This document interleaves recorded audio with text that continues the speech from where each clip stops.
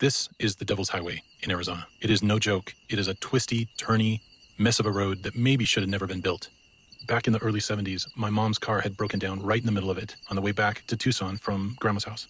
Me, my twin brother, and my infant sister were in the back of the car.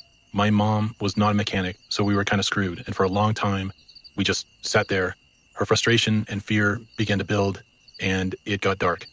She had been fiddling with the car and shut the hood and just went inside and tried to wait, but there were no cars on this road.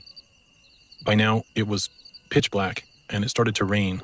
And then, off in the distance, my mom had seen something.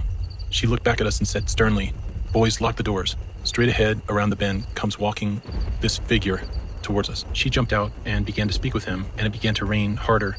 And they both looked at the engine together, but then it was raining so hard that it forced them both into the car. Now, my dad's a big man, but this guy looked overly tall and lanky, and he had long stringy hair, and he smelled like a campfire. My mom was nervously talking to him, and he didn't respond to almost anything she said. And thus began the longest 5 to 10 minutes of my young life. We were all silently waiting in this car with a stranger, and I could feel just how scared my mom was in that moment.